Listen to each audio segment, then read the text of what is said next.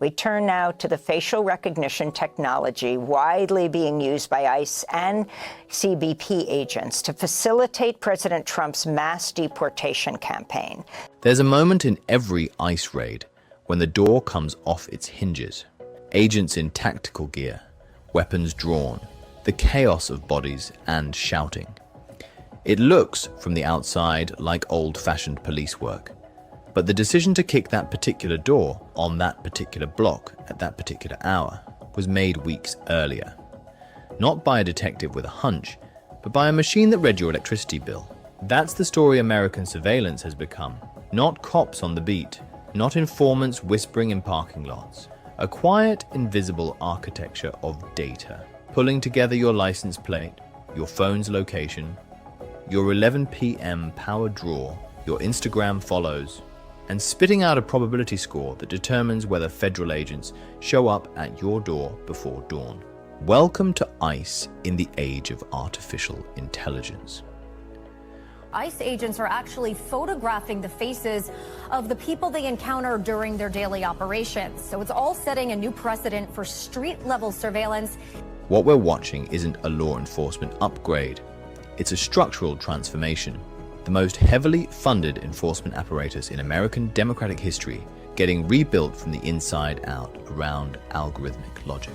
The One Big Beautiful Bill Act, signed into law on July 4th, 2025, delivered ICE an $85 billion windfall, a $75 billion supplement on top of its roughly $10 billion base budget, vaulting it past the FBI, DEA, and every other federal law enforcement body in budget terms. But that funding may be going towards some new technology. A government contract database shows ICE is considering AI technology that can scan people's eyes to identify those here in the U.S. illegally.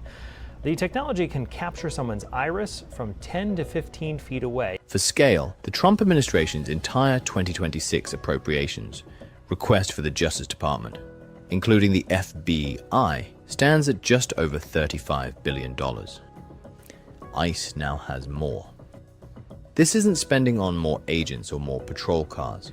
It's spending on eyes that never close.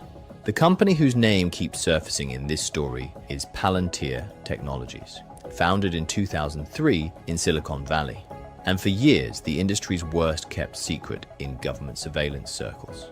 Palantir doesn't make flashy consumer products. It builds the plumbing of the intelligence state, data integration platforms that stitch together incompatible databases, map relationship networks, and generate predictive models that guide operational decisions at scale. Palantir has held continuous federal contracts with ICE since at least 2010. In 2025, it signed a $30 million contract to develop a platform called ImmigrationOS, an AI-driven system designed to track immigrants' movements and streamline the identification, detention, and deportation pipeline. Separately, a $29.9 million contract extension funds a field-facing tool called Elite, enhanced leads identification and targeting for enforcement. Elite isn't a map with pins in it. It's a living operational picture, cross-referencing government records, driver's licenses, Medicaid data, utility billing histories, and commercial databases to infer where someone sleeps, where they work, and what time they leave the house. Each person in the system gets a dossier, their name, photo, alien registration number, and an address confidence score, from 0 to 100, indicating how certain the system is of their location. Agents draw shapes on a map to identify target-rich areas for raids. Probably the most controversial thing that Palantir software is being used for right now, one analyst observed, is immigration enforcement with ICE. What makes it controversial isn't just the target, it's the radius. If you've shared a political post, or you're simply connected on social media with someone already in the system, the algorithm may fold you in too. Social proximity, in the logic of these platforms, is reasonable suspicion. The surveillance infrastructure ICE operates today reads like a forensic examiner's inventory. Each tool precise, each tool invasive, each one feeding data into the same centralized pool. Facial recognition allows agents in the field to compare a face captured on a mobile device against databases containing hundreds of millions of images, driver's license photos, immigration records, booking photographs, and return an identification in seconds. Even in crowded environments, even in poor lighting, the technology works. The problem is how it fails. Technical studies have documented error rates up to 34% higher for dark-skinned individuals and up to 20% higher for women. In a system operating at the speed and scale ICE now operates, a 34% higher error rate isn't a footnote. It's a body count of wrongful detentions. Automatic license plate readers have turned American roads into a retrospective surveillance archive. ICE has access to over 9 billion plate records. A database that doesn't just track where a vehicle is now, but reconstructs where it has been over the past 30 days. If a car appears at the same address between 10 p.m. and 6 a.m. 3 nights running, the algorithm doesn't need to ask what that means. It already knows.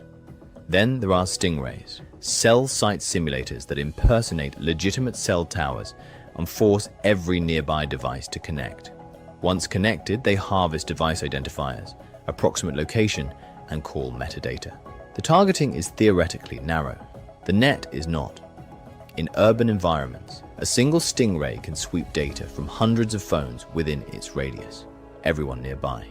Not just the person named in a warrant. Phone metadata analysis, no content, just patterns of contact, can reconstruct personal relationship networks with significant accuracy. The machine doesn't need to hear your conversations. It just needs to know who you call, when you call them, and how often. Each of these tools feeds into something larger, centralized data lakes designed to eliminate the silos that once existed between federal agencies. ICE has already secured a data sharing agreement with the Centers for Medicare and Medicaid Services, giving it access to records on nearly 80 million Medicaid patients. The agency has also proposed integration with Social Security records and IRS data. The stated goal is improving accuracy in determining immigration status. The functional reality is a system capable of simultaneously analyzing profiles across vast swaths of the population. Federal programs are also moving toward expanding social media identifier collection to tens of millions more people. Civil liberties organizations have described ICE as building a surveillance-like state targeting social media accounts of individuals across America who oppose ICE, who oppose the Trump administration's policies, and also undocumented immigrants. The data doesn't distinguish cleanly between those categories. That's not a bug in the design. It may be the point. On paper, predictive systems evaluate variables like court appearance history, address changes, and digital activity to forecast whether someone will miss an immigration hearing. That sounds clinical and precise until you're the one the system got wrong. The error rates embedded in AI systems aren't abstract statistical concerns. They are, in practice, a quota of people the system will harm.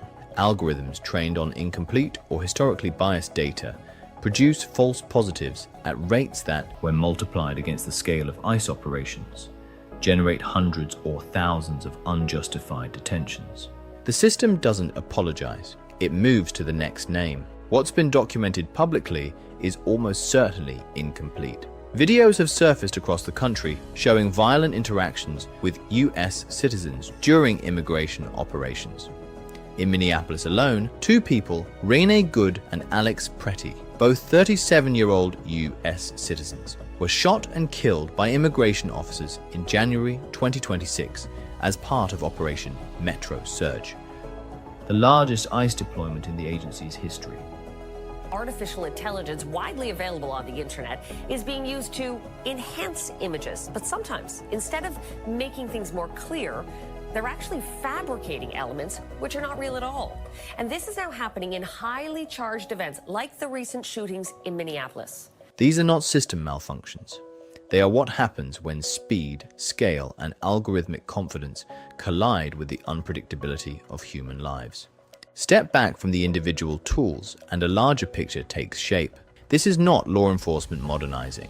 This is the construction of a new kind of state. one where the government's capacity to know where you are, who you know, where you've been, and what you've said online has become effectively total. The enforcement apparatus being built around ICE today is testing a model that, once normalized, does not stay limited to immigration.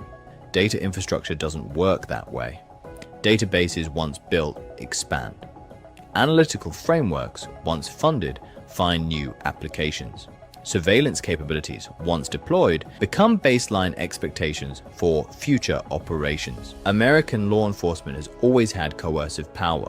What it has never had before is this level of ambient, persistent algorithmic awareness of daily life across an entire population. The question isn't whether artificial intelligence makes ICE more efficient. It does. The question is what kind of country gets built in the process, and whether the rule of law can survive a system that operates at a speed and scale no court, no lawyer, and no oversight board was ever designed to match.